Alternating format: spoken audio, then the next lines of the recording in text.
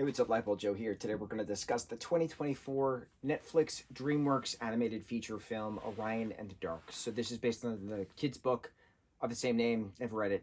Don't know anything about it. Don't know how to compare between the film and the book. Jacob Tremblay is the voice of Orion in this.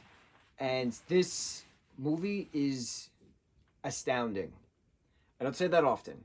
This was astounding because it was very different. It was very... I did not expect the first, second, and third act to be so different. And it was a story within a story within a story.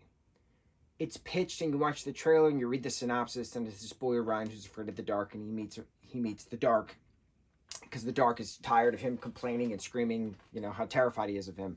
So the dark decides to take Orion on a nighttime adventure to see what he does and the importance of dark, and without dark there'd be no light and all that stuff, right?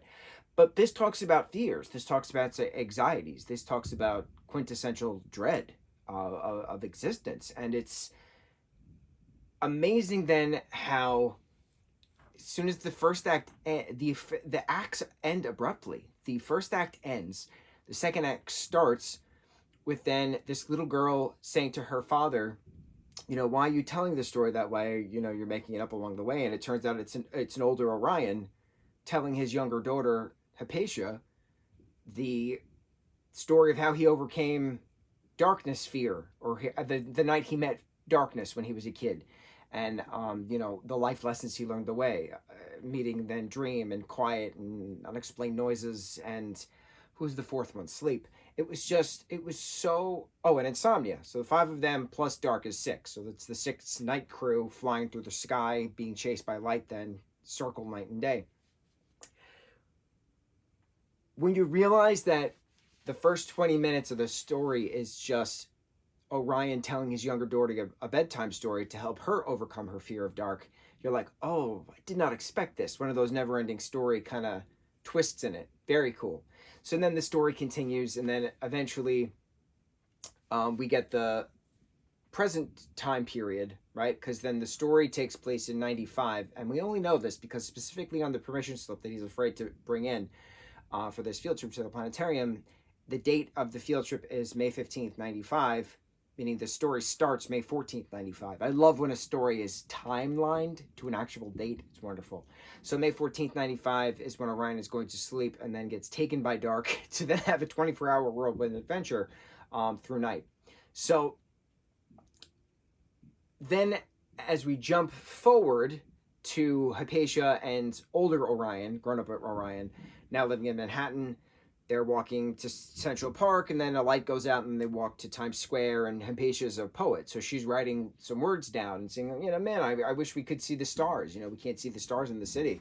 Why would they build a city so big if it blocks out the stars? You can only see the stars at night, and that's the purpose of dark, that you're not going to see certain things unless it's dark. That darkness is important. The fear is important. It was so poetic. It was gorgeous. It was wonderful. And then the third act starts with then this time traveler popping through named Tico. And then Tico takes Hypatia back to when Hypatia's time. But it turns out that Tico is actually Hypatia's son. That it was 3 generations worth of bedtime stories culminating at the very end.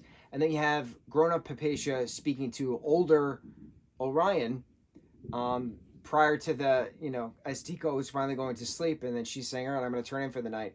And then Hypatia's mom comes out and sits next to Orion so they can look at the stars together. And then the two of them get a flashback of the two of them sitting next to each other, Sally and Orion sitting next to each other at the planetarium, because she was really excited to sit next to him. And he was just terrified to sit next to him because what if their hands touch? It was such a gorgeous whirlwind adventure of 3 generations telling a story in an hour and a half. Did not expect it. I did not expect the break. The momentum never stopped with the break, because you're like, wait, what just happened? And then it explained itself as it went along. It's all the stories going deep into the mind. It was a wonderful representation of fear and anxiety and all the different emotions that we all know and love from Inside Out and Inside Out 2, which I still haven't seen, and I'm going to wait to see that because it's another film that I know is going to be deep and emotional, and I need to be in a proper mindset for that. But this took me by surprise, and I say astounding because I was astounded at how well done this was. The animation, the story, the character development. This had a lot of elements of Rise of the Guardians, where you see Jack Frost, popping up here and there into the kids' bedrooms, watching Nightmare, like do his stuff, and Dream do their stuff. So like that was pretty neat because it had elements of that, but it also had elements of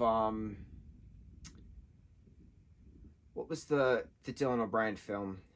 Monsters, Love and Monsters, something like that, where he's keeping a notebook of like all the monsters they see, and Orion is keeping a notebook of all like the dreams that he sees, the fears that he has. So that was pretty neat.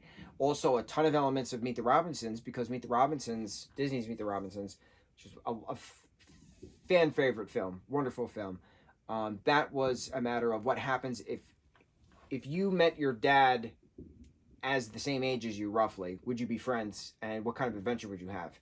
And that is the same thing where Wilbur Robinson is having his adventures, right, with the dad.